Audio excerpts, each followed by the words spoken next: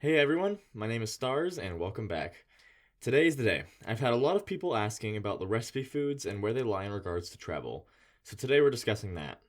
I was originally going to do a tier list, but in the process of trying to figure out how to sort all of the recipes into tiers, I realized that there are simply too many things to take into account for recipes, especially because whether you can make them or not can be incredibly situational. So trying to organize them into tiers, specifically regarding their effectiveness for travel, felt like a disservice to the recipes as I was shining a light on travel ones while not mentioning the strengths that other recipes hold. I will probably do a full recipes tier list at some point, but for today, I just want to highlight what I feel to be the best recipes for travel and why.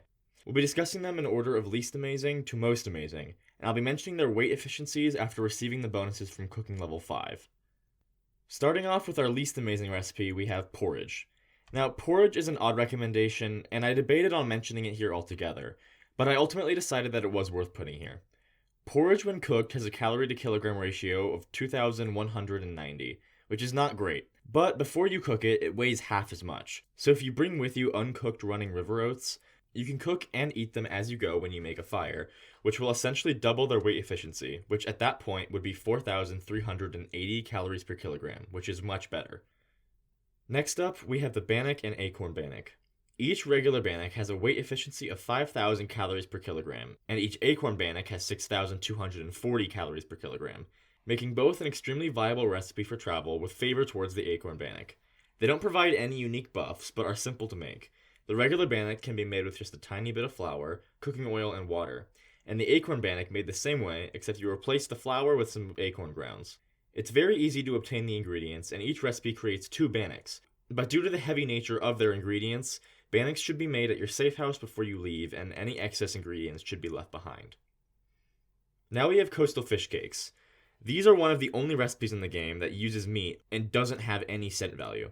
Each recipe produces 4 coastal fish cakes with a weight efficiency of 5,887 calories per kilogram. They also provide you with incredible buffs. The first buff it provides is decreasing your cabin fever, which isn't super useful in our scenario as we will be using it for traveling and thus be outside a lot.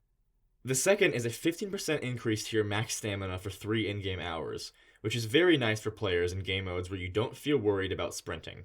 The final buff that it gives, which makes this recipe so fantastic, is an increase to your maximum carry weight of 3 kilograms for 3 in-game hours. This is an outstanding buff to receive and should be handled in a smart way. Since the buff lasts for 3 hours, you should eat a fish cake every 3 hours, as to not waste any buff time. Additionally, try to wait to eat any of your fish cakes until you're at a spot where you are encumbered, seeing as you won't benefit from increased carry weight at all until then. They are a little tougher to make, as each recipe will require you to have 2 potatoes, which is not a renewable resource, 0.5 kilograms of rainbow trout, water, cooking oil, and a pinch of salt. Overall, not too bad, but you need to have a stock of potatoes and be near coastal regions of Great Bear to have easy access to rainbow trout. Alrighty, it's time for the best travel recipe. A recipe that was just recently added in this last month that blows the competition away for travel foods. You know it, you love it, it's the Pemmican bar.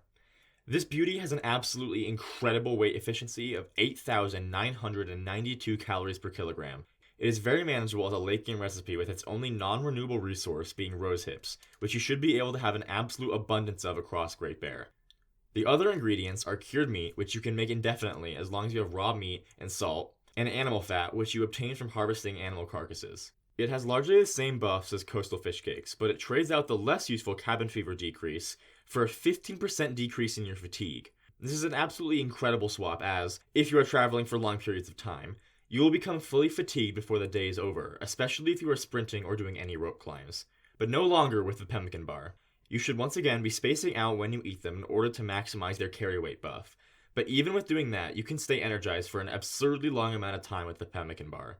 And there is no other food that I can recommend more than it. It only has one caveat. The Pemmican bar does have a small scent value.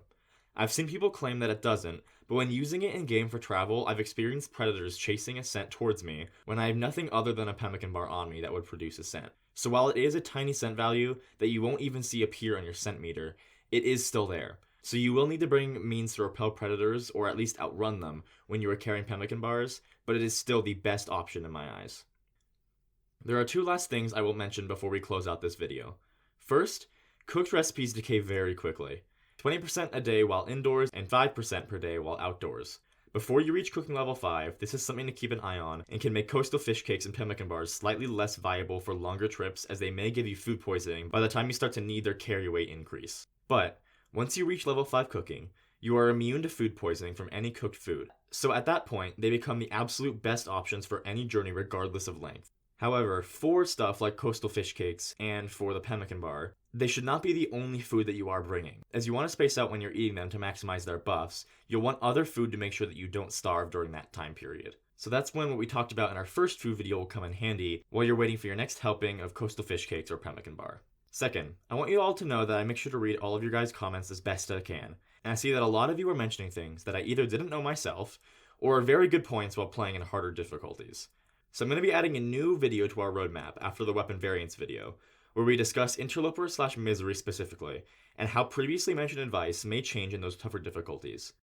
Alrighty then, that's it for today. It ended up being much shorter seeing as we weren't doing a full tier list, and I do apologize for that switch up. Thank you guys so much for watching. Next time I see you for this series, we'll be covering the different weapon variants, their differences, and when/where you want to be using them. I hope you guys enjoyed this video, and I will see you guys next time.